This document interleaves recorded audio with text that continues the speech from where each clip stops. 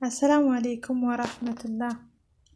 በዛሬው ቪዲዮ የምናየው ክፍል 2 ፖፕ ፕላትፎርም ዴይሊ ታስክ ለምን እንዳስቀመጠ። ዴይሊ ታስክ መተግበሪያው ላይ ዴይሊ ታስክ ወይም ነፃ ሳንቲም የሚሰጣቸው ለምንድን ነው? ሰዎችን በነፃ ሳንቲሞች አባብሎ ሱስ ውስጥ ለመክተት ነው። አንዴ ሱስ ከያዛቸው በኋላ ግን የራሳቸውን እውነተኛ ብር አውጥተው ኮይን ይገዛሉ ብለው ጥልቅ የስነ አእምሮ እውቀት ያላቸው ባለሙያዎች ናቸው። ይህ የቁማር መድረኮች ሰዎችን መጀመሪያ የሚስቡበት ወጥመድ ነው። ፖፕ ፕላትፎርሙ ላይ በእስልምና አስተምህሮት ቁማር የሚያደርጋቸው ዋና ዋና ምክንያቶች። በእስልምና አስተምህሮት ቁማር መይስር ማለት ምን ማለት ነው? ቁማር ማለት ያለምንም እውነተኛ ንግድ በዕድልና በመሸናነፍ ላይ ተመስርቶ የአንዱን ገንዘብ ተቀብሎ ተቀንሶ ለሌላው የሚሰጥበት አሰራር ማለት ነው። የፖፕ ፕላትፎርም የአሰራር ሂደቶች። ፖፕ ላይ ምን ተሰርቶ ነው ገንዘብ የሚገኘው? አንደኛ ዴይሊ ታስክ፣ ላይቭ፣ ትሬዠሪ ቦክስ፣ ላኪ ቦክስ፣ ወንበር፣ ስቲኒድ፣ ፒኬ፣ ሳይድል፣ ኮይን ሴለርነት። እነኝን አንድ ባንድ እንመለከት። ክፍል 1 ፒኬ። ፒኬ ውድድር ለምን ቁማር ሊሆን ቻለ? በፒኬ ጊዜ 2 ሰዎች ይገጥማሉ። ከዚህም ተከታዮቻቸው ወይም ደጋፊዎቻቸው በገንዘብ የገዙት ኮይን ወደ ፖይንት ይቀየራል። በስጦታ መልክ ያዘንቡላቸዋል።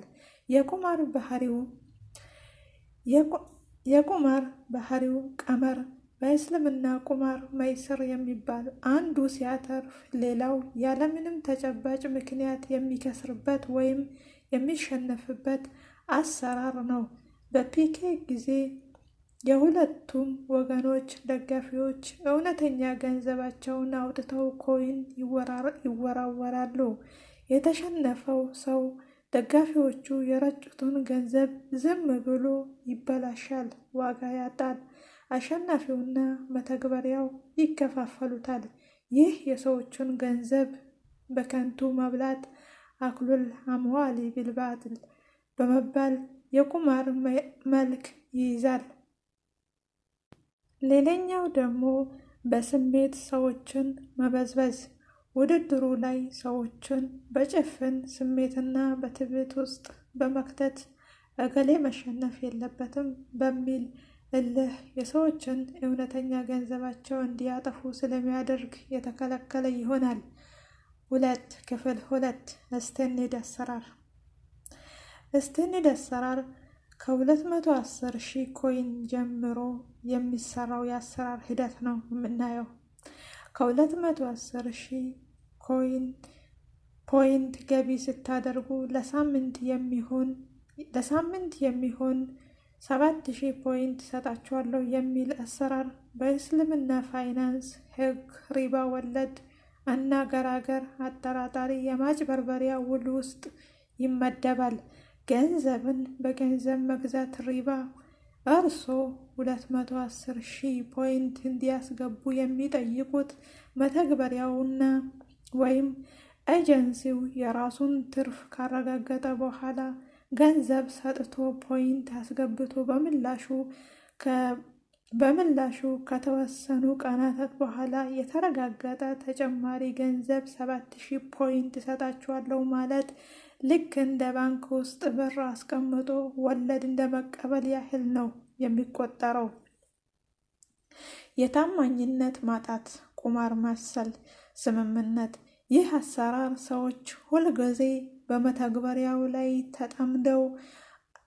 በመተግበሪያው ላይ ተጠምደው እንዲቀመጡና ተጨማሪ ኮይኖችን እንዲገዙ እንዲያጠፉ የሚያነሳሳ የስነ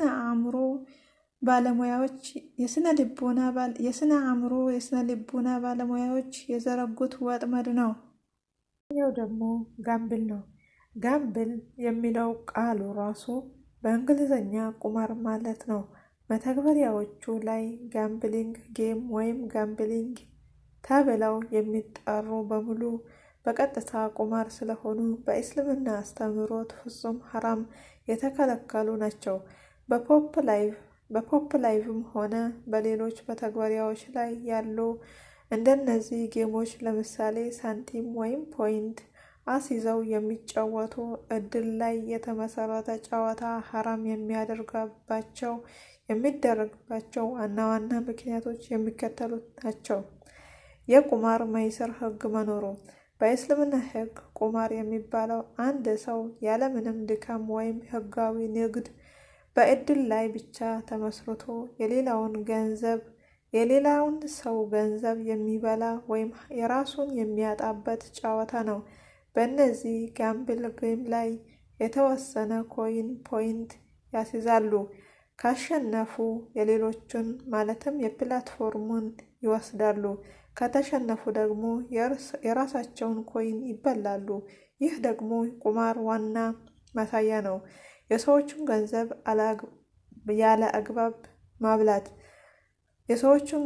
ያለ አግባብ መብላት ቁማር በጥብቅ የተከለከለ ነው።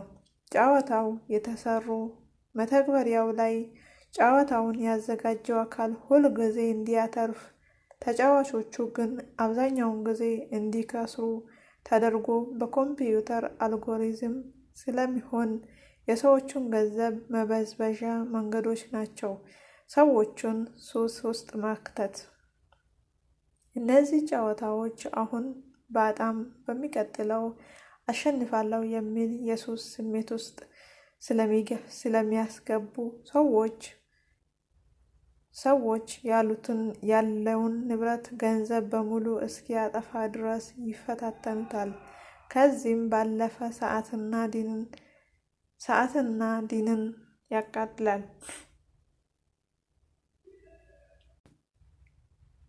ስሙ ራሱ ጋምብል እና አሰራሩ በቀጥታ የሰዎችን ገንዘብ የፕላትፎርሙን ገንዘብ በእድል ማብላት ላይ የተመሰረተ መሆኑን በእነዚህ ጌሞች ላይ መሳተፍ፣ ኮይን ማስያዝ ወይም በእነሱ አማካኝነት ገቢ ለማግኘት መሞከር በእስልምና ሕግ ሙሉ በሙሉ ሐራም ናቸው። ውድና የተከበራችሁ የቻናሌ ቤተሰቦች ለዛሬ ስለ ፖፕ ፕላትፎርም ይዤላችሁ መጣሁት ይህን መስል ነበር። ክፍል 2 ነው። በክፍል 3ም ኢንሻአላህ ስለ ፖፕ ፕላትፎርም ነው ይዤላችሁ የመጣው። በክፍል 4 ደግሞ ከፖፕ ፕላትፎርም ስንወጣ ሀላ፣ ኒኪ እንዲሁም ሌሎች እንደዚህ የተዘረጉ ፕላትፎርሞች አላማቸውና አሰራራቸውን በተመሳሳይ ሁኔታ አቀርብላችኋለሁ። ቤቱ ሰብስክራይብ እና ላይክ አድርጉ።